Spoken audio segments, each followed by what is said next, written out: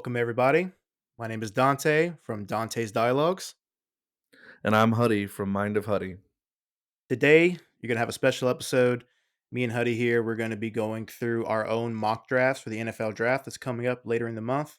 We're going to kind of go back and forth. So I'll do my first pick, he'll do his first pick, vice versa. We'll go back and forth, do our analysis, kind of compare the different players we make, maybe some trades we make to try to make it a little exciting, try to see who actually, fits where. So that's what we're going to do. We're going to go through it. We're going to aim for all 32 teams. We might cut it 15 if we end up rambling too much, but that's the plan. So I think we should just get started. Yeah, I think so. And you start off with the first pick with Chicago.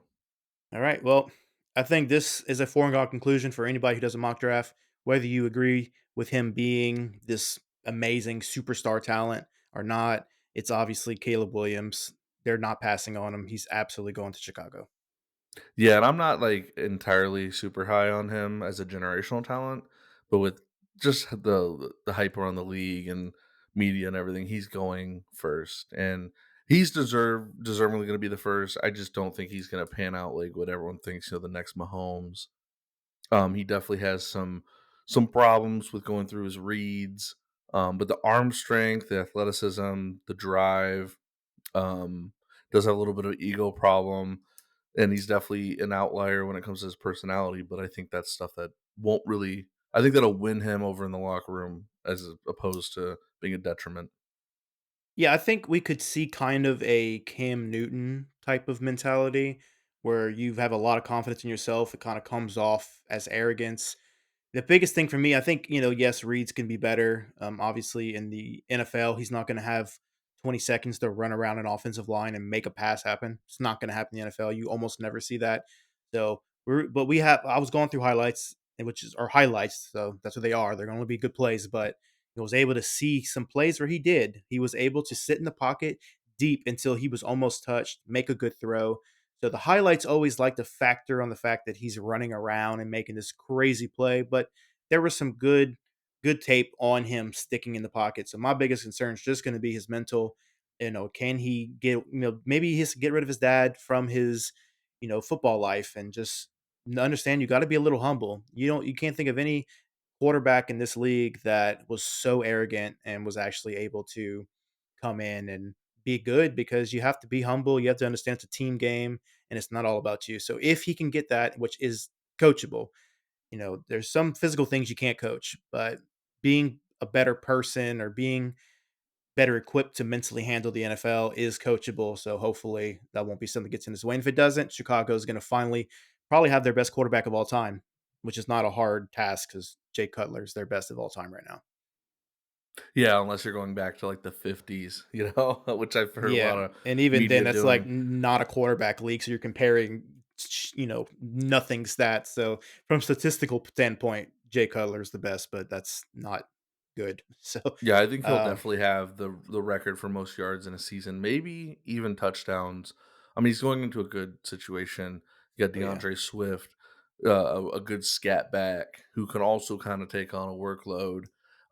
Keenan Allen and DJ Moore.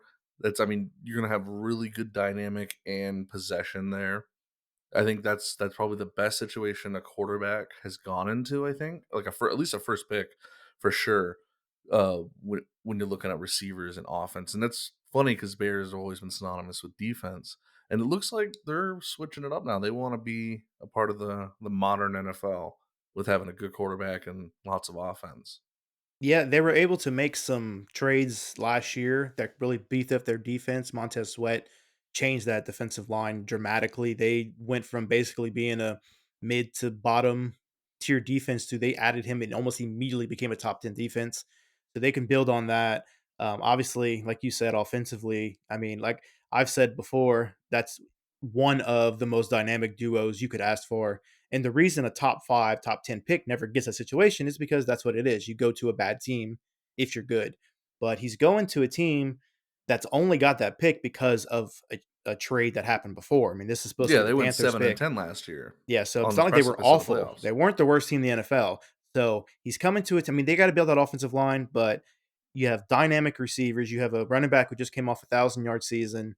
You got a defense that can play real good. It's a tough division, but I do think that within the first probably 3 years, he will break pretty much every Bears record, which isn't a lot, but that says a lot because the Bears have really, really bad luck with quarterbacks, and I don't think it's always their fault. I still think Justin Fields is gonna eventually show us that he's not as bad as we've seen. So hopefully that Chicago does their best to build this team around Caleb Williams, give him the best chance, and yeah, I mean, I pretty unanimous first overall pick. But if you want to go ahead and start pick number two. All right, for pick number two, I think this is a no-brainer, but apparently other people in media and professionals think otherwise. I don't know why they've been hurting on this guy and give him a lot of flack, but Drake May is my second overall pick. I think in any other draft, he would be the consensus number one. I think if there's tiers, Caleb Williams is definitely still above him. Then it's him, and then you would have the rest of the quarterbacks split up in the tiers. But it's clearly they're one and two, and Commanders definitely need a quarterback. They don't have anyone to fall back on. You know, they need someone that's athletic, that has a huge arm, can make reads, and will just propel them in the future. It obviously wasn't Sam Howell, and I don't see anyone else fitting this system as well as he does. Especially, he will have offensive firepower. Now, the defense is crap.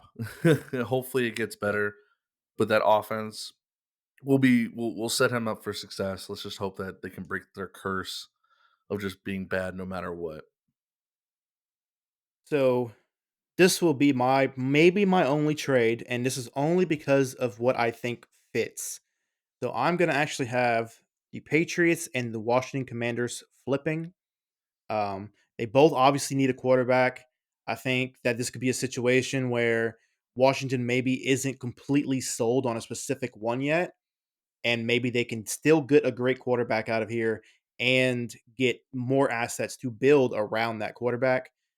So I mean, maybe something that would be a flip plus, Commanders might get a third or a fourth out of this, which also would help them build. So, and then I have the New England Patriots taking Drake May as well because something about Drake May feels kind of like a Patriot.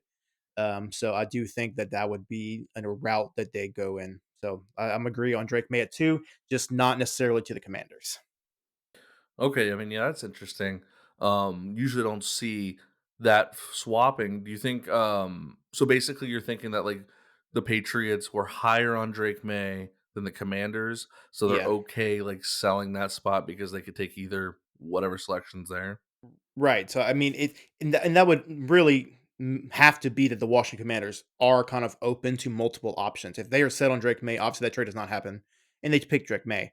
Um, because I obviously we know I could make an argument for Jaden Daniels, but I mean it's kind of hard because I'm judging the Patriots based on what they have been in the Bill Belichick ever. We have a new head coach, we have a whole new thing going on over there, so is that as accurate now? Maybe not, maybe not, but Drake May feels more like the style that we have seen be successful in New England rather than someone like Jaden Daniels who thrives on his two-way ability to play on his foot down the field, with an accurate pass, but not necessarily a straight pocket passer. I think Drake May would just thrive more in that situation. Um, but that would kind of lean me into the third pick, which would have me taking Jaden Daniels. I think these top three. I think these three teams need a quarterback. That's it's no doubt. They all need quarterbacks right now. Washington trade away who the guy who was their starter last year. The New England Patriots have basically moved on from everybody. They have like Jacoby Brissett as their starter right now. So I think all three of these teams take quarterback. I understand there's some arguments that can be made about Jaden Daniel and how good he actually will be at the NFL level. I have said that before this past year, I thought of him more as a like Tyrod Taylor type, but his accuracy was off the charts this past year. His passing in general was fantastic. He isn't a kind of guy who just runs away. He runs when he needs to. He can create a play out of, I mean, literally nothing. He's not scared to make the right move downfield. And he's not scared to go down when he needs to. Um, he's brave in that aspect, and he's gotten so much smarter at the end of his college career, where he's not just relying on his legs immediately, which was the case. And as LSU fans know, myself included, The year before that when he was here, that's what it was. He just would run too fast. He wouldn't let a play develop. And those are things you got to consider because that's the whole tape isn't just one season. It's the whole thing. But he's developed so well, which to me shows he's super coachable. He has been one of the best team players in the media eye since the offseason has started. I mean, he's been the one that's like he was wearing at the pro day, he was wearing his teammates' name on his shirt, which is the guy who was out for the season with cancer. He's been the one who he could have went to the combine, but he wanted to have a pro day at LSU so he could give more attention on his teammates because they need it, like Brian Thomas Jr., not necessarily a guaranteed lock at the first round, despite having the most touchdowns in college football last year. So he's trying to do those things, and that kind of person brings a team together. So even if he's not as great as maybe he was in college, if he's at least a good game manager who can, use his feet to extend drives, and his teammates want to play for him, like the offensive line doing everything they can to protect him, that could lead to some pretty good success. So that's what I'll take for my third pick, despite whichever way it goes. But I do think top three are those three quarterbacks.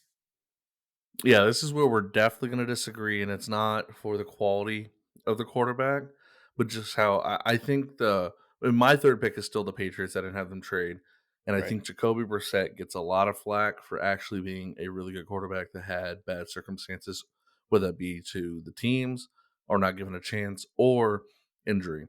And he was a Patriot before, and he did well in Cleveland, he did well in Indy, and he did well back on the Patriots. And I think this draft is not that deep in quarterback to where you give up the chance to get a generational talent. Like there's two in this draft, I think, and that's Caleb Williams, possibly, right? Or Marvin Harrison. That's like the consensus, even though I'm a little low on Caleb. So I think the Patriots take Marvin and they get their number one wide receiver, the best arguably in the draft, depending on what your flavor is, and they go with Jacoby Brissett, who can lead that really bad team. Because like even if they get a quarterback, they have no one to throw to. They have a defense that we don't know what's going to do because it could have been Bill, right? He's a defensive guy and he makes it work. We don't know if they're going to keep that. So I think having Marvin Harrison with Brissett, they can at least have some kind of offense, and they'll probably still do bad enough that next year they can either get more pieces for the line or defense, or if there's a quarterback, go and get that. Yeah, I mean, that's definitely where we're going to disagree. Obviously, we've already had our debates about Jaden Daniels, and this isn't even about Jaden Daniels. This is just about the Patriots. I think you have a brand new head coach. You have this is his year to make his mark. Like this is year one. Every coach that gets his first chance, they want to make their mark on their team. They want to have their quarterback. They want to have their team. And I do think that Jacoby Brissett was brought in to be a backup. That's what I think. I don't think he was brought in to be a starter unless the cards didn't fall that way. I think if they don't take quarterback at that pick, they would trade back. Because if now, I guess it just depends, but like you could probably trade back. Like say you wanted to get Jaden Daniels or you wanted to get another quarterback in this draft, you could trade back. I mean, the Cardinals aren't taking a quarterback, the Chargers aren't taking a quarterback. So you can move back a couple picks if you wanted to. You know, let's say the Cardinals take Martin Harrison Jr. or something of that sort, and still get more pieces to build around. I think you're a little high on Jacoby Brissett. Sorry, he's a solid player. He's definitely a great backup. I really like him as a backup. I think he's good to come to a game and do his thing. In Indy, he did have some really good games. He did what he could at least, and they were a pretty good team. So I mean, to say that, I mean, this is definitely worse than he had in Indy by far. Patriots are not a very good team right now. But if your goal is that you just want to build and just prepare for getting a quarterback next year, then yeah, I could see them going for a receiver that's going to be their long-term talent for, their franchise player forever. But they definitely would need to address that quarterback situation by next year. You just can't have another year where you're just, let's say they only get like the sixth or seventh pick. Maybe they're not that bad, and maybe the quarterback draft isn't looking that hot. And now you're like, okay, well, there was a guy who was there who had, a big season, and I passed on him. And now you're fumbling for a quarterback, as we know, is the most important piece of a offense. So I understand your pick. It makes sense to me. I think that head coach is really going to want to make that move and get his quarterback, whoever it is.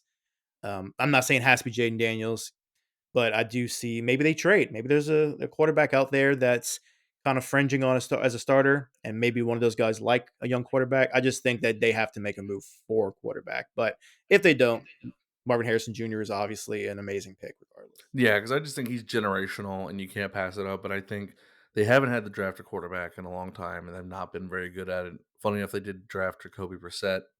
Um, I think that's going to work out. Gerard Mayo is not going to get fired. You know, they didn't fire Bill for a long time. I think Robert Kraft is going to stick with him. Most coaches will have to worry about that first year turnover, right? If you do really bad and you don't get any improvement, you're out of there. So I think he's going to have his job secure, and I think that's just I think that's the way to go because you're getting generational talent, and they're bad regardless. And if you throw in a young quarterback into that, that's going to break them. I don't care how amount of coaching you can do. We've rarely seen it work, and I don't think any of the quarterbacks left can succeed in a broken offense like that. That makes sense. So let's I'll move on to the fourth pick. For this one, this is where I want to take Neighbors. I do think Neighbors might have a better all around package than Marvin Harrison Jr., but I think that the Cardinals will take Marvin Harrison Jr. I think they should take Neighbors. But I do think they will take Marvin Harrison Jr. He's been pretty much the number one consensus receiver, despite not being the best receiver this year. He got the award, but every statistic, every game you watch would say that Neighbors had him by a little bit. And you could say it was just a better offensive system for him, obviously. But I think Marvin Harrison Jr. goes here. The Cardinals said they're sticking with Kyler Murray 100%. They need to give him weapons. Hollywood Brown's out of there, which was his number one when he was healthy. DeAndre Hopkins left last year, went to Tennessee. So he's Rondell not Moore really. is gone. Yeah, Randall Moore's now gone to Atlanta. So he doesn't have anything. You need to give him a true number one, unless you're going for offensive line. But I think for sure they're taking one of those big receivers, and I do think it's Marvin Harrison Jr.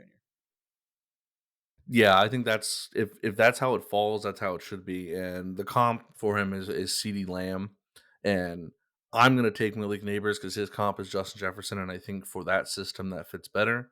Um, because the way that Kyler Murray works, you want to have a little more of that run after the catch and that kind of slot and outside receiver. And Hmm. Marvin Harrison can do everything too, but I think Malik Neighbors fits in Arizona so much better. You don't have to force it. It's not saying, "Oh, he's a generational talent. We have to take him now." It's this is the best fit. And I could also see Roma Yeah, Dunze here if they wanted to go the big receiver because he would have a little bit of an edge with the 50-50 balls over Marvin Harrison and Malik Neighbors. But Malik Neighbors is too good.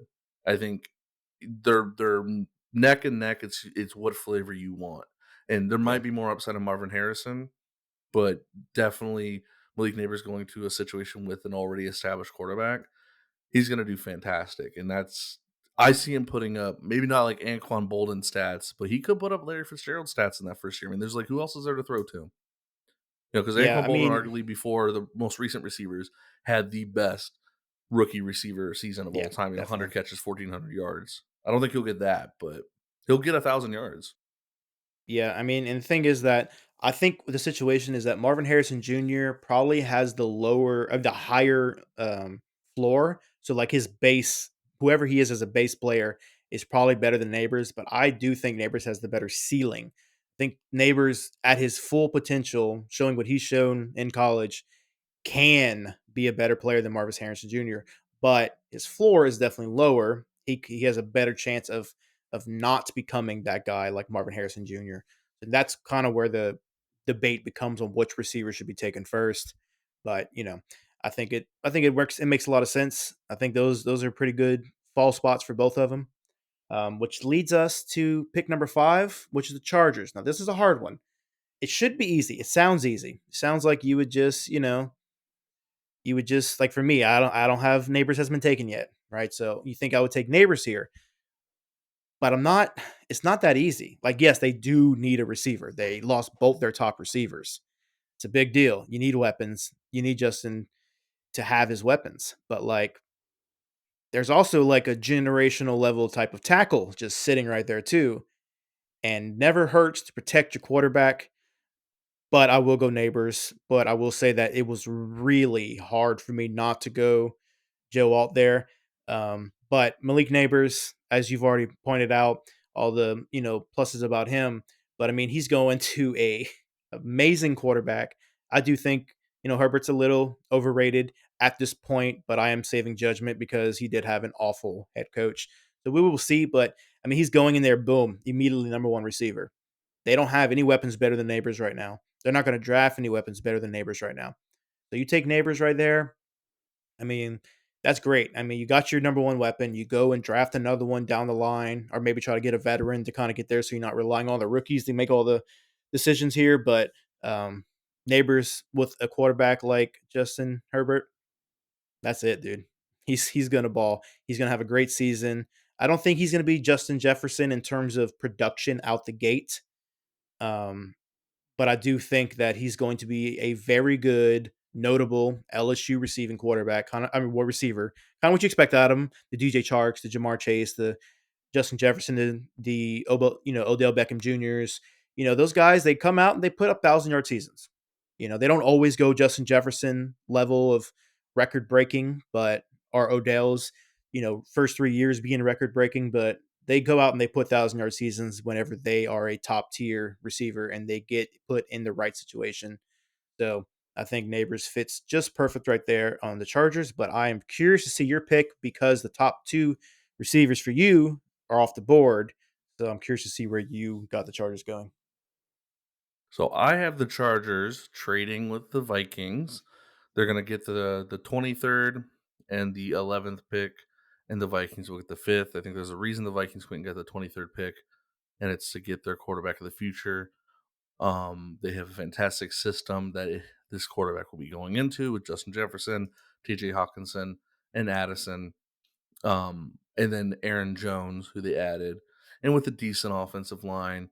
The head coach Kevin O'Connell runs a Shanahan style offense, and we saw what Shanahan did with Trey Lance, who was underdeveloped, or at least we didn't see a lot of his tape because he didn't have any, and he was a running quarterback, really. So they will not be taking Jaden Daniels for that fact. Um, Jaden Daniels is not he's one of the best, he's the best runner in the draft class, and I think after this last year he showed that that's not his primary, but I think they're going to go with a guy who can make the middle of the field reads that Jaden can't, and has been rising up the draft board, and that is JJ McCarthy.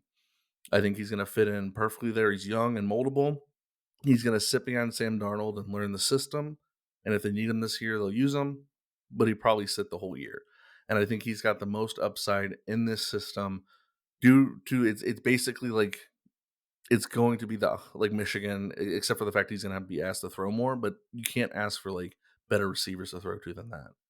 And the way that this Shanahan system will work will allow him to be a game manager that can make big plays because he also can run. He's not the fastest, but he's faster than a lot of quarterbacks. I think he's going to thrive in that system, and that's where I have him going. So I get that. The thing is, I watched a lot of JJ McCarthy this year, lots of Michigan friends, so I'll kind of watch that come up for them. And the thing about JJ McCarthy is for every good game he has, every other game's mediocre. He was not that great in the championship games or any of the playoff games. His defense and running game carried him. So that's why I'm not as sold on him. I think I like him better as a guy who goes and sits, which he could do that in Minnesota. They do have Sam Darnold. We could sit behind him and continue to develop. I just don't like him as a number one starter just because of a lot of inconsistency. So over there, yes, they did focus on the run, but like there was times where they just didn't trust him to throw, where they would run for 2 or 3 straight drives, whether I don't touchdown or think it's a not. lack of trust because that's a Jim Harbaugh team, and that's what they're going to do is run. And he got better every year, and he was a five-star recruit that could have went somewhere where they threw the ball, but he was humble enough to go to a team that he knew was going to win and to be a part of that system. I think the tape is misleading. based off like the things I've seen. Now, yeah, I did see a lot of throws that are not going to succeed on the Mhm. next level. Yeah. They're going to get picked, but that's college. I mean, Caleb Williams throws those, Jaden Daniels, Drake May, they all throw them. I just think that he could grow in that system perfectly because he will sit. Like he's not. He's 21. They know that he's gotten better every single year. They're going to give him time to learn that system. I think because he's not going to have to start right off the bat, that's going to allow him to grow. Well, I think that's gonna be the most important part is you don't force him to do that. You don't force him to just jump into a system and start throwing the ball because he has not been a big thrower in college. Now, the thing is, he's actually an underrated runner. He can make some good moves with his feet. I give him that. I don't think his reads are bad at all. I think he's got solid reads. I think the problem is just that his accuracy fluctuates. He ended up with a really good accuracy at the end of the year, but it all becomes on like it's that one throw you really need, and he'll just underthrow it by 10 yards or overthrow it by 10 yards. And so we'll see. I do like him. Like I said, he's a national champion. That always tends to factor in, a winning quarterback who will make the winning plays. Whether it doesn't have to be 60-yard touchdowns, it could be that 5 yard throw that got them the first down they needed. So it'll be interesting to see him And that's how the in Vikings that offense situation. goes is across the middle of the field and then, short dig routes and things. And I think that's why he'll succeed there because he won't be asked to throw bombs. I don't think that's how most of those receivers work. You know, Jefferson has probably the best feet and routes in the league, so he's going to get to the middle of the field, especially Hawkinson too, drawing away from that. You know, it would be perfect for him. Yeah. So I mean, like I said, I can see the fit, but they definitely need to sit him. Which goes to my next pick, which is the New York Giants, and I'm gonna go exactly where we are, and that's going to be to take JJ McCarthy at 6. So not a big discrepancy in terms of where they fall for us. Only one pick difference, but I think the Giants are done with Daniel Jones. Think they paid him this big money, and now they realize he is what he is. Now they have built awful teams around him, and it is still an awful team this year. But I think you get JJ McCarthy, you let him sit, learn the NFL, continue to be coached up, and then whenever they can move on from Daniel Jones, you let him come start. I want to see more quarterbacks not be forced into the league, even just 1 year. Like, let them sit. They will grow. I mean, we've seen that with Jordan Love. I mean, he's the first quarterback we've seen in a while that just had to sit for multiple years. And watching him from year one preseason to a playoff season where he was really one of the best quarterbacks in the league statistically.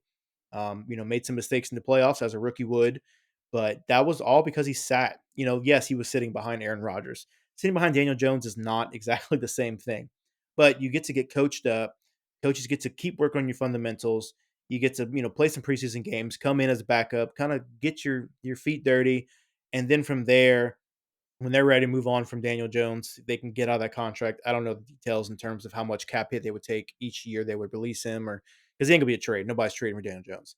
But if they take that hit, they get a quarterback, obviously on a rookie contract. I do think that he fits right in there, and there's not really a lot of teams after this pick that needs a quarterback. At least not until later in the draft. So I do think that the Giants take him now because unless they can trade up, kind of in that like 10 and 11 spot, they're not gonna get a quarterback that they want this year. So I will take JJ McCarthy there at 6. Yeah, and that's a good point with him sitting behind Daniel Jones because he does have, you know, a lot. I think a couple more years on that $100 million or like 40 a year $1 million, $40 million a It's a year lot of money. contract. Yeah, it's a lot of Yeah, money. so they're gonna stick with him. So I think any quarterback that goes there is going to sit. I could see that comp just because he's like a smaller Daniel Jones that can run and get out of situations, but that offense just has nothing. And so with that, I think you put in a quarterback that can run and run very well, and that would be Jaden Daniels because he does have a good deep ball. He's just got good athleticism. So behind that crappy line with no weapons, at very least you can get him to run and get first downs and make something happen with his feet, whether that be in year 2, middle of year 1, or even if he beats out Daniel Jones, which I don't think he would. But I have Jaden Daniels going to the Giants. I think that's a better fit. It will allow him to actually use his athleticism and designed runs, as well as more freedom to make plays. Because, like I said, I think the Vikings have more of a Shanahan style offense that will lead itself to a more game manager type. And I think Jaden Daniels is not a game manager. I think he's a playmaker. And they don't run a lot of, oh, like most of the stuff isn't middle of the field, and that's where he struggles the most. So I think him having behind the line of scrimmage and then go routes basically, or post routes, that will be a good fit for him. And then he gets to sit, and Dayball and his staff are good with quarterbacks too. So that should supposedly, I mean, look what they done with Daniel Jones. It's not much, but I don't think money could do with well with that. It was a bad pick, No. but I mean, what's important is that they don't jump the gun. When Daniel Jones inevitably sucks by week 6, don't put Jaden Daniels in that awful ass offense. It's you're gonna kill any confidence that he's coming in confident. I mean, the man's a Heisman Trophy winner. I mean, with an inkling of a good defense, probably at least in the national championship game, because that's just how amazing their offense was. And you put him on a team that has no offense, no weapons. No, that you're going to ruin your pick. It's not worth it. So they need to do is they need to sit him all year, and next year, I mean, go all in on offense. I mean, build that man an offensive line, get him some receivers, like get him a top level receiver. Obviously, if one of the two big guys were still here, and they in on their next pick, it'd be different. And there might be some weapons that they can take actually, towards the second round. There's still some good receivers in this draft. They're not going to be the neighbors and Marvin Harrison Jr. level, but they're going to be way better than anything the Giants are running with right now. So they need if they're going to if they do take a quarterback, whether it's JJ McCarthy, whether it's Jaden Daniels, they need to make sure their next step is to build that damn offense and do not put him through the same thing Daniel Jones went through. Because as much as we can make fun of Daniel Jones, he's had some okay seasons with that awful team. I don't think that he's anything not much better than we've seen, but he's probably like a solid game managing mid-tier starter for a good team. So, I don't think it's all him, but they do need to move on. It's obviously not working in New York. So, that's just the biggest thing for me. Whatever quarterback, if they do take a quarterback, like we both think, do not force him to try to win you games with that trash ass team.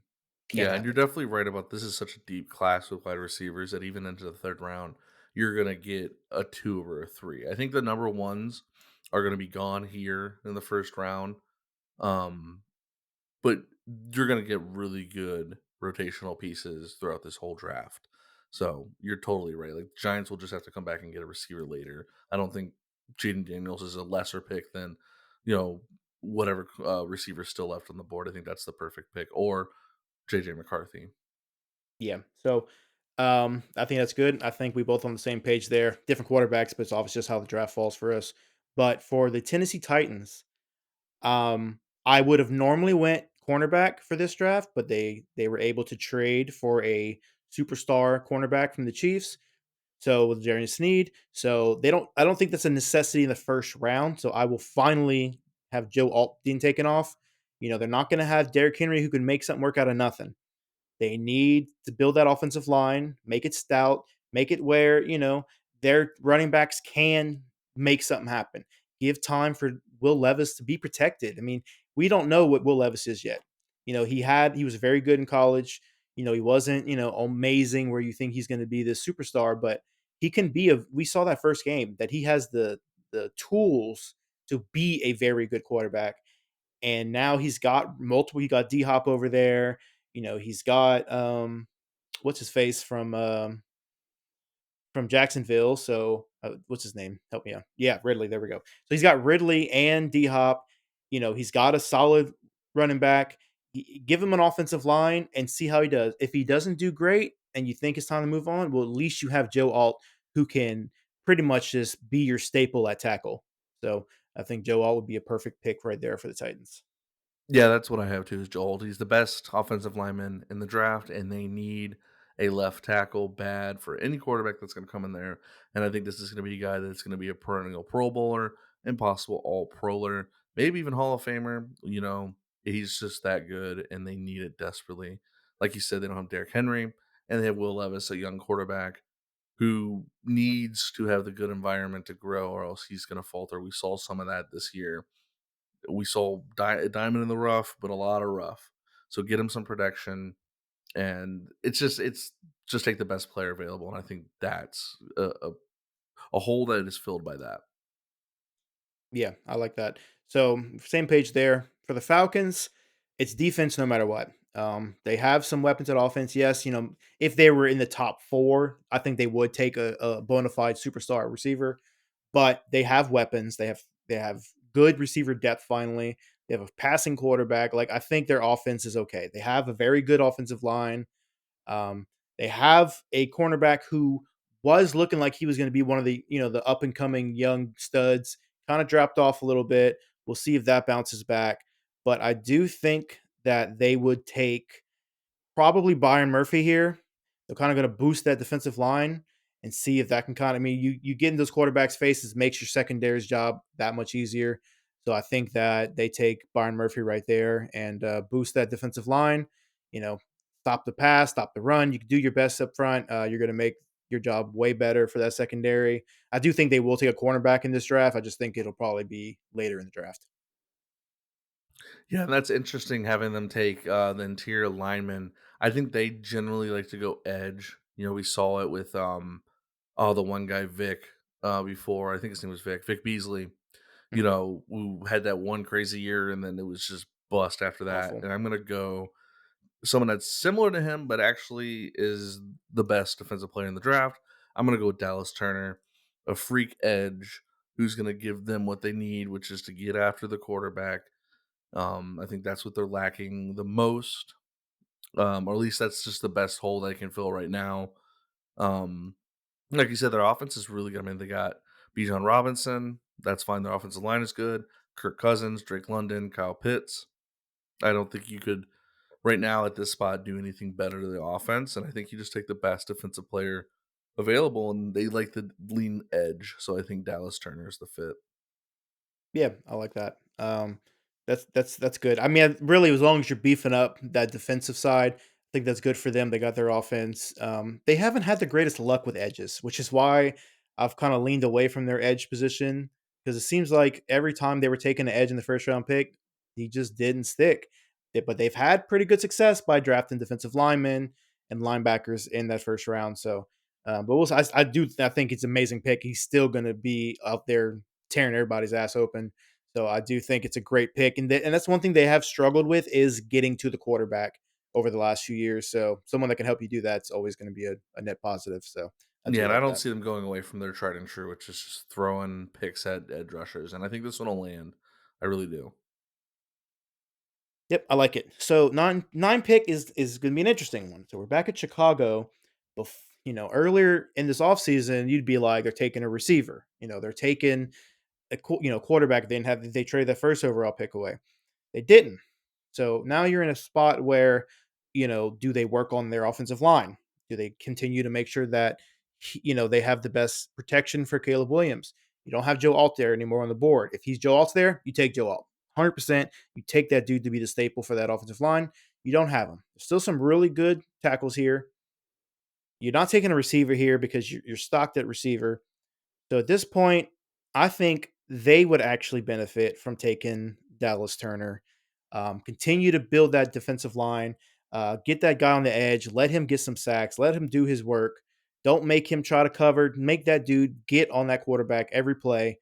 Um, and I think that'll make their team even better because, the more that defense can get off the field and rest, let the offense do their work, the better it'll be for the defense in general. So I do think Dallas Turner fits in there. I was kind of thinking about going on the tackle. I really was really, really, really close on the tackle from Oregon State, but I decided to let's go with the best talent available on the side of the ball you need. So I think Dallas Turner fits there pretty well. Yeah, I think that's an interesting pick, especially you put him, next to Sweat or on the opposite side, and you Yeah. have a really good edge there. If I was going to go defense, I probably would go defensive tackle that you had taken, Byron Murphy. Probably put him in there because Yeah. he can get after the quarterback just like the defensive tackle the Ravens had this year. Very similar players, and that is a Ravens style kind of defense a little bit. They play more 4-3, but they do get their defensive tackles or want them to get after the quarterback. And he was also a really good run stuffer. But I'm going to go offense because I think it's a new era in Chicago. And I think this is going to make them probably have the best wide receiver room in the league. And they're drafting Roma Dunze. And now they're going to have their speedy guy, they're gonna have their route guy, and they're gonna have their big go and get it guy. And I think that's just gonna give Caleb Williams everything he needs to succeed. They're putting up numbers. They're gonna contend with the Lions and the Packers for best offense in the division. And I think Lions are still probably top, but these guys are gonna come close in the next year or two. Yeah, I don't hate it, but I think I'd rather see them build that 3rd receiver spot later in the draft. Just because I think you can continue to build on important pieces. Like the tackle, I think I would take tackle if I wasn't going to go for defense. If I was going off, I think I'd have gone tackle over that, just because this is a deep receiver class, like we've talked about, and you don't need this guy to be a number one, number two. I think Odunze might fit better as a like a number two somewhere, but I don't hate it. It's still a great. You're still getting a very good player on your offense. Make it as dynamic as you can, but I do think I didn't take tackle either, so I can't say too much. But I do hope that by their next pick, they do take a tackle, because if they go the first 2 or 3 rounds, 4 rounds without a tackle, I think they've failed Well, Caleb they did Williams. beef it up in free agency. I don't remember the They picks did. off the top of my head of who they got, but they did do that. And Keenan Allen's getting older. May only have 2 years, 3 years of these guys, and he may get injured. He's injury prone in the past. He's older, and then Dunze can be a number one, definitely an alpha kind of guy, but he's going to succeed at three, and he'll be amazing at three, and he'll succeed at two. He'll be the number two because DJ Moore is going to be the number one unless Rome comes out in the next year or two and it's just crazy good. But I just think that's to give Kalen Williams all the firepower he can, and then to shore up that receiver core because Keenan Allen could go down or he could retire. Yeah, it could be a bust year. Caleb Williams struggles, injuries, and then Keenan Allen's like, screw it, I'm just going to retire. It could happen. So like at least now they're going to have a receiver of the future, and they're going to pair that with DJ Moore. It's going to be Nope. amazing offense. Well, Keenan Allen's not old enough where he should be considering retirement. But yeah, I do. But like I said, I like him on their team. I just wish they would get him at a later pick. I think there's just a lot of it's that point where you want that team. You don't have to be a Chicago fan, but you want to see them do the right damn thing for a quarterback. Finally, I want to see them give a quarterback the best chance possible. I mean, shout out to Chicago. They did go get DJ Moore for Justin Fields, and they did try to build their defense, but I mean, that was it. I mean, it was pretty much just DJ Moore and running prey for Justin Fields. So obviously, them doing that would show they're all in on giving him every weapon possible. So, like I said, I don't hate it. I would just wish they would get that kind of like later in the first round at least, or Yeah. early second, but like a I trade just down think to get situation maybe. a number two or possible number one on a rookie deal with your quarterback, because they're Yeah, both I going to have understand the that. 5th year option being first round. Think about that. So Yeah, that's going to be huge later on. yeah. I mean, I get it.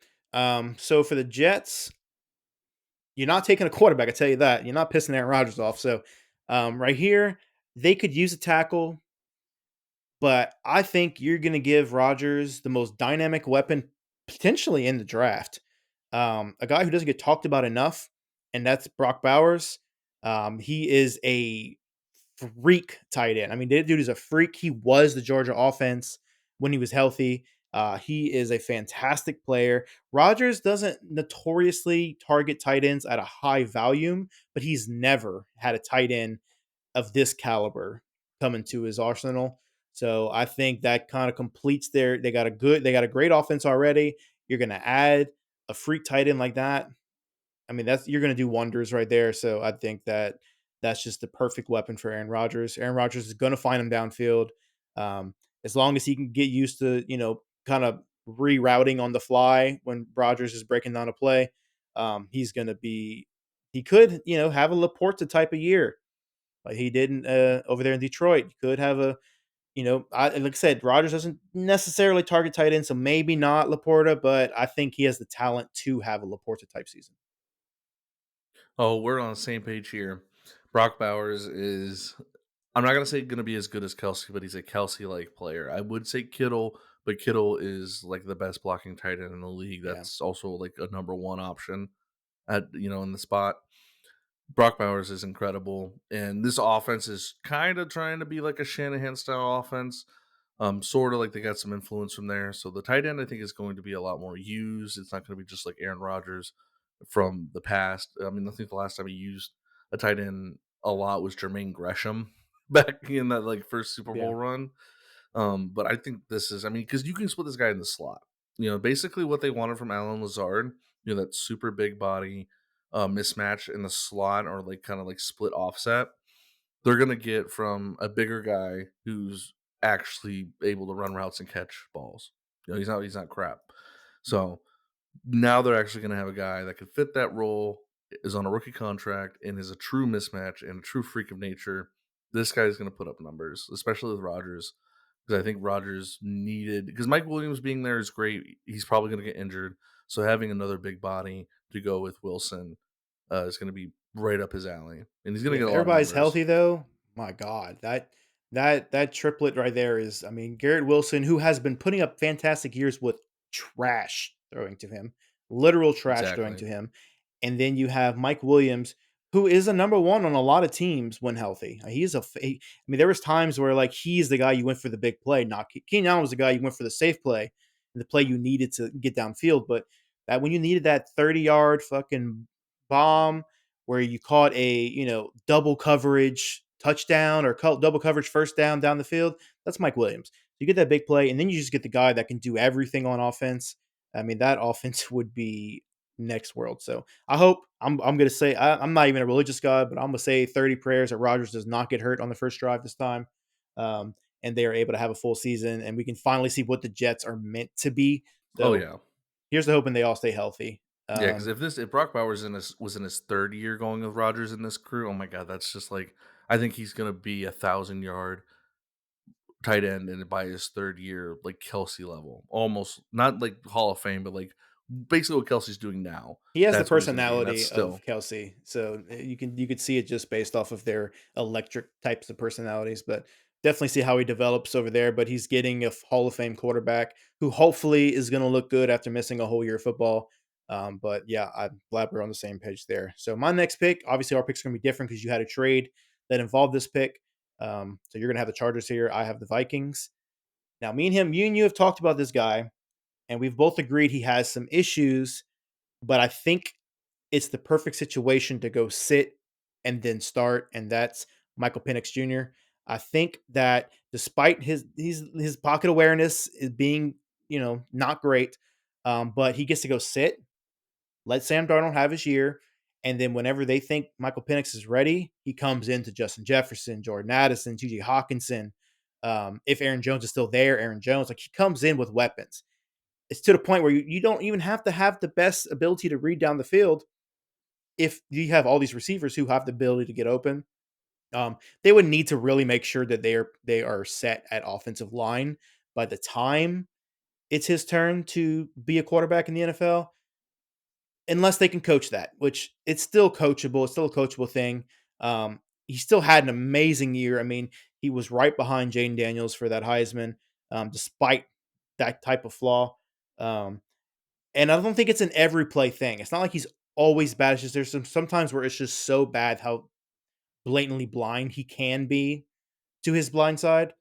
But it wasn't an everything type of issue. So I do think that if you're going to draft Michael Penix, it needs to be in a situation where he doesn't have to be perfect.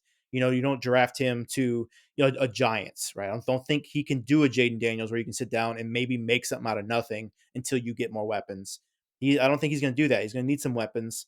Um, so I do think that he fits the Minnesota Vikings there, at least in the long term aspect of things.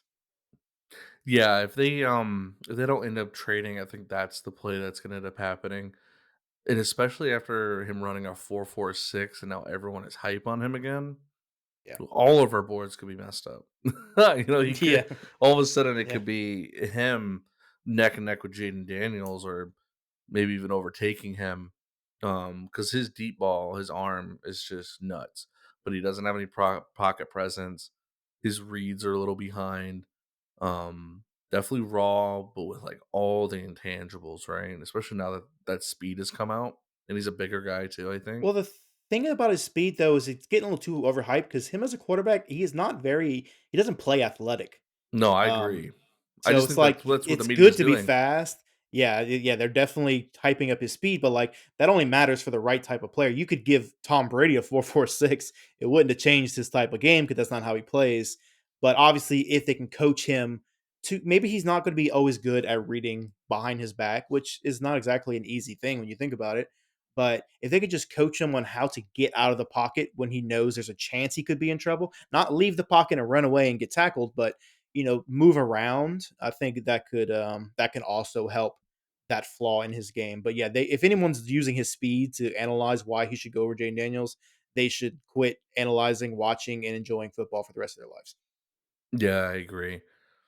So for my pick, it's the Chargers at 11 because they traded their Yeah. pick for the 11th and 23rd, and excuse me, they're going to take Byron Murphy, who for all the reasons I said earlier is like a Justin Matabuke from Baltimore, and this is a very Baltimore style defense. They got some people over there that were on our staff with the Ravens, and he's just gonna him in between Mac and Bosa, who are locked up, is just going to make that run and pass defense on the line just that much better. And that's where, games are won is in the trenches. So having a young guy who's a freak of nature with these two veterans, he can stuff the run and get after the quarterback. I think that's going to be huge. I mean, the getting up to the quarterback is going to be massive because if he gets through the gap, you push left or right. That's Mac. That's Bosa. Like you're going down unless you're Lamar Jackson, maybe Jaden Daniels coming out or something. I don't see anyone getting away from that. And he's just a freak of nature, and he fits right in there, and he fell into their laps. Yeah, I think the only thing I'd argue there is just I don't know if they're going to come out of the first round without a receiver. So, at this point, they're still not having a 1 or 2 really at this point. So, if they trade back, I feel like the point would be that you could just still get a receiver and get more assets. But again, it still Well, they does still could help at the team. 23, because right now, I mean, the Yeah, defense you'd is have them is both, Harbaugh. right? Harbaugh is defense and run the ball. That's why McCarthy didn't throw the ball so much as their defense was nuts and their running game was absolutely out of this world. And that's how I think the Chargers are going to go because they have a good quarterback who can make plays, and if their defense is good enough and then their running game is good enough, they can just fall back on that when they need to and not have to have the receivers because Harbaugh's never valued receivers. I mean, he got to the Super Bowl with Crabtree, and then after that, he got you know reused Anquan Bolden and Torrey Smith after they won a bowl against him. Like, when has he ever had top flight receivers in one? He Yeah, I mean, he I won get that without point. them. He definitely values defense and the run game. The thing I would argue though is he's never had a quarterback like Justin Herbert. I think that becomes a point. You have a player like Justin Herbert, you want to give him the right tools. I think you can't just think about what do I do to win games. And obviously in college that's definitely what he did, and obviously the San Francisco Well, it's very defense. hardball to think that way.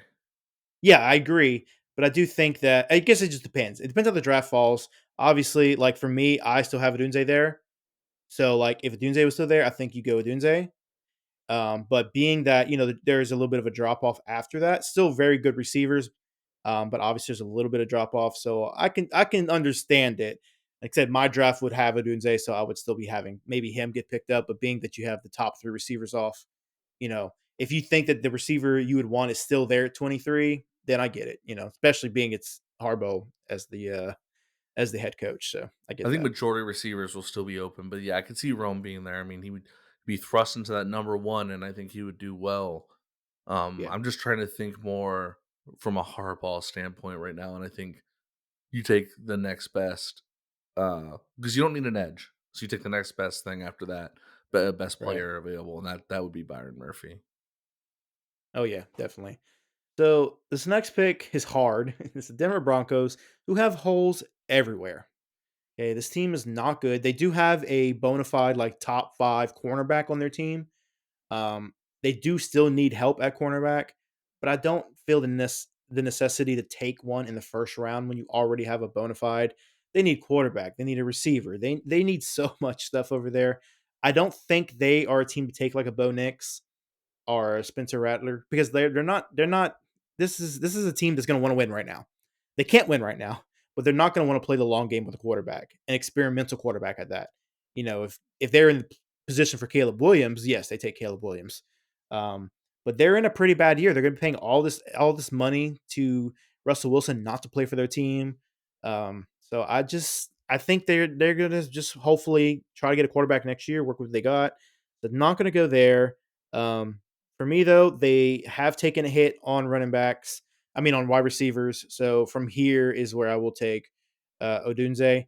Not the best spot for him, but it's a good receiver who can grow with whatever quarterback comes next. If they do draft one this draft, maybe they could draft like a Bo Nix in the third round. I think that would make sense. I just don't think if they're going to win now, they're going to take a Bo Nix like right now or Spencer Rattler, who at one point was touted to be the best quarterback coming into this draft before he started, kind of falling out and then transferred and was okay over there in South Carolina.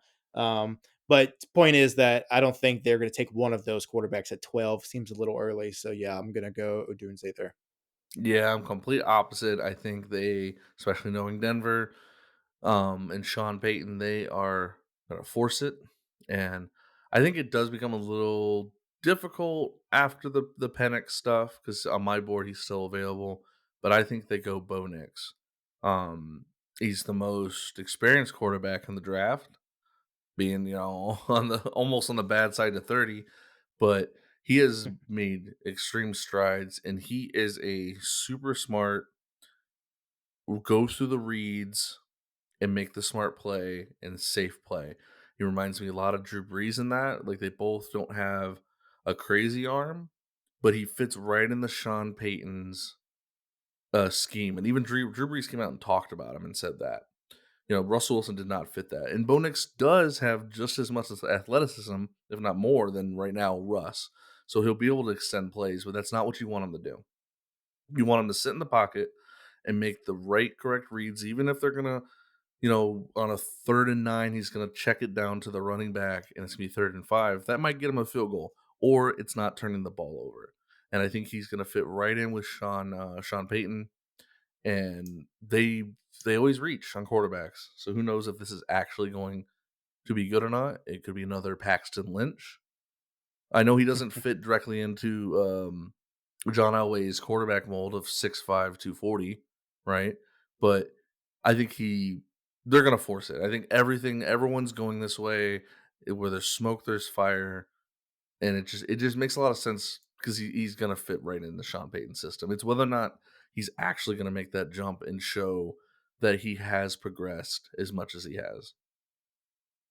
Well, one thing is that John Elway is not the general manager for the Broncos anymore. So I don't think we have to worry too much about his style per se. Sean Payne's not a patient man. He's never been a patient man. He's never been a patient coach, especially with the offense specifically. And that's the only reason I don't think they take quarterback there because I think if they take quarterback, it has to be somebody who could just jump in there and do the thing. And I just don't. I mean, Bo Nix was starting in the SEC when LSU was winning the national championship in 2019. He's been in college a long time, and I can't say too much. Joe Burrow was in college for a while, and he obviously has panned out. Not the same kind of player, obviously, but it's not to say overagers can't do great. It's just Bo Nix had to basically leave the SEC to become what he had become, Well, but there's he a lot still behind that had with grit. how the coaches were. Like it was a very bad situation. He was in an Auburn, and he went to the right one that allowed him to be the read first, make the right option, cerebral quarterback. And it showed. I mean, yeah, he checks it down, he throws it short, but he doesn't turn it over. And I think that fits right in the Sean Payton's wheelhouse. Yeah, it's just going to be Sean Payton's patience. Like I said, I'm curious to see what they go there, or if they just understand that this might be an eat it year. They have no cap. They have so many holes. You know, but Sean Payton's a competitive person, so we'll see. But moving on to the 13th pick, we have the same kind of situation, a team that needs everything, and that's the Oakland Raiders. Um, I don't see Bo Nix going to the Raiders, which is the only cornerback, really the only like at that level quarterback I have left. So I don't have him going there. So at this point, you have a lot of options. I mean, you can go really any position and you're not wrong. Um, I think you want to focus on that defense. Obviously, they already have a bona fide number one receiver with Devontae Adams, who's still arguably a top five receiver in the entire league. They obviously need help at running back with their all-star, running back leaving for the Green Bay Packers. So they obviously need running back and they're very focused on the running back, but I don't think this is the spot for a running back at all. So I do think they would probably go Quinion Mitchell right here and give them a tough cornerback out there to kind of help them establish, their persona as the Oakland Raiders. The Oakland Raiders are supposed to be a tough team. Oakland Raiders are supposed to be very gritty, and they haven't been that. When the interim coach took over, they started to show glimpses of that. They started to become a team again. So I think you get that defense going, and the offense will find its way. But I think of the many holes, I like Quinion Mitchell right there. So I'm gonna go offense here because they need to shore up that line, and I'm gonna go with not one of the higher up tackles. I'm gonna go with Amarius Mims because of his run blocking. Um, and you're able to put him at that right tackle, and he can be the strong run blocker because I think out of the group he is the best run blocker. Now he does lack versus them on the pass blocking, but they're going to run it because um, the current quarterback situation is not going to be their future one, and they're not going to rely, on him to make big throws. So they're going to run it, and I think having him to shore that up for the future is going to fit right in their personality. The big, strong, tough guy in the run game. So I'm going with Amarius Mims from Georgia. Yeah, I get that one. That's good. I have no argument there. Like I said, at this point, you could take anybody, and I'd be like, yeah, I mean, probably. I mean, they need everything. So for the Saints, again, they have Derek Carr. I don't think Derek Carr is great. I think he's been definitely worse than they expected. They do have his former head coach in the coaching system now, so maybe that will help him. We will see. I mean, he's always been he's been a good quarterback. He's never been great, but he's always been good. And if he could be good and let the defense do their thing, the Saints could at least compete. I'm going to be a little biased here, and I'm going to go earlier than he probably should go. But I'm going to go Brian Thomas Jr. to stay in Louisiana, go from LSU to the New Orleans Saints. He led the college football in touchdowns. Was so underrated this year because everyone wants to talk about Malik Neighbors. Brian Thomas Jr. made so many big plays, it's unheard of. He was big time. Those two guys fed off of each other. If you talk about Malik Neighbors, you need to talk about Brian Thomas Jr. Michael Thomas got released this year because of his own injury history, and he wasn't able to pass the physical. So you need another receiver.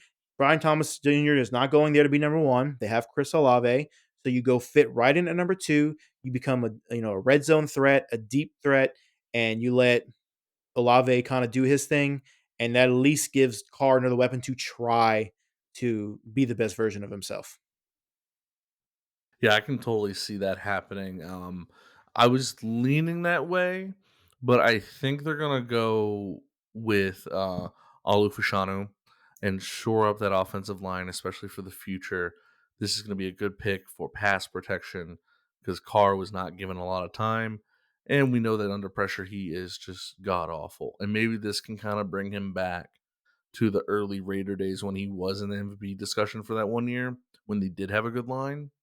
Maybe he can get back to that because he was pressured a lot, and right off the rip from that first game, it was just they could not get anything going because if he doesn't have time to allow Olave to get off of from separation because Olave doesn't have the best separation, runs good routes, good hands, but he doesn't have like elite alpha separation.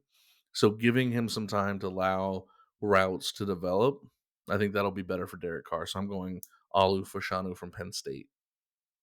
I like it. So we've discussed in the background, 15th pick will be our last pick. We have ran this thing very long, which we should have expected, but we're at already over an hour of recording and we haven't even gotten through halfway the draft. So this will be our last pick. And we will continue on another day to go through the rest of the picks. But with my 15th pick for the Indianapolis Colts, is both options, like, I feel like I can go DB here, but you have a young stud quarterback who actually showed way better flashes last year than I expected from him. And I think you need to give him another weapon. I think you get someone to kind of build off of the type of season he was having, and I want to go Adonai Mitchell right there. Give him another receiver, give him weapons. He's a dynamite on his feet, and if he can like kind of pull the secondary back because of his dynamic feet, then you open up the field and you can really. I mean, he's already got a bona fide number one receiver. You add Adonai Mitchell, you got a good system going. Yeah, that's actually a really good pick. I actually think they're gonna take your boy Brian Thomas Jr. that you just raved about Okay. because I think on my board that's the next best receiver that's available. Um, And that's where I was thinking too. I was looking at the Colts and I was like, does he fall back? And the thing is, if it was this was the Sean Payton era, he would not have taken Brian Thomas Jr. because I think Sean Payton really just didn't like the idea of Louisiana, people playing in Louisiana because they get too comfortable. But in this new era, they signed the Honey Badger. They had Landry come over. They're not scared to get LSU players, so that's why I went there. But if I did not go there and I went with tackle, like I was considering with the Saints, I thought that the Colts were definitely the next bet. I think realistically, he probably will drop further, but I think that'll be a mistake for a lot of teams because I really think he's going to be a red zone machine. He's a guy. He might not get you 1,200 yards every year, but I think he can be a guy that gets you 8+ touchdowns every season. So yeah, and I I I think do like him over there. they might actually really go defensive back here, just because that defense really needs help. And there is, I mean, the top two are still on the board on my draft board, so they should take a cornerback. But I think with Richardson coming off injury, he's going to be a little gun shy for running like he was. So you get him to a number two that could be a number one in the future, but it's just a Tasmanian devil on the field. And now you have just opened up that offense, especially, if their running backs get back to what they were. It's just going to be a pretty efficient, scary offense. But I do think he's going to be gun shy running. So I think getting him a receiver, especially because it's just, I think the output versus input with the picks is better because they could always get a quarterback or a cornerback in the draft Yeah. later, or they could get one through trade or free agency later, or develop one easier than getting a crazy dynamic receiver that's going to put up probably 800 yards and 7 touchdowns in his rookie year. Yeah, I think that if they did not have Richardson, like if they were running with, a veteran quarterback or whatever, I think they go DB here. No doubt. They go cornerback. But being that you want to give your young quarterback who is showing some real good signs to be successful, another weapon, let him open it up. I like that pick a lot. Cooper Deshaun would probably be where I would go if I went cornerback. But he's him being still available obviously is probably kind of insulting. I could have. There was at least three different places in the top 10, really top 12 that I was considering him, and I didn't put him. Well, I So think if he came out probably, last year, he would have been top 10 pick. I think this yeah, year, not that his tape was worse, but just I think there's better corners. I still have Quinion Mitchell. I think he would be the one that I would do. And then you have Terrion Arnold, who, if you put him in a press man situation, is a nightmare. So, which that has to be a specific team that's going after him. But Quinion Mitchell, I think, would be number one, just because I think there is concern with Cooper DeJean. There hasn't been a white boy defensive, not defensive back, but cornerback in years, and they are looking at right. putting him safety potentially. He is more of a slot corner. He is bigger, but dude, he's fast. I mean, they say he's stiff. I don't think he's stiff. I think that's just jargon. But the dude is Right. fast and he's strong and he's big, and I see him like a Jalen Ramsey type actually. The maybe not the lockdown early on in his career will be like that, but what Jalen is now, the sure tackler and the shutdown kind of guy in the zone and everything, I think that's what Cooper will be. Yeah, like I said, I do think he probably could have went earlier. I do see a couple of spots where the teams that need a cornerback that I probably went somewhere else. But I think that he's gonna finish out in this first round somewhere when we continue. But, that's gonna be it for us today. We have done 15 picks, took us an hour, so we are going to just kinda go off where we ended up at. So when we start up our next episode, it'll be from pick 16 all the way down. We're only doing the first round pick, but we will finish the first round out, release that in the second episode. This was a lot of fun for me. Got to debate, we didn't call each other anything toxic this whole time, so I think that was a win. And yeah, it was fun. So I'm looking forward to the next episode. Yeah, that was really good. I got to stretch my brain with this. Admittedly, didn't watch the tape on everyone. I think the next half of the round is going to be a lot easier. It's kind of just filling holes with names that Right, make sense based off of suggestions or what everyone else is saying.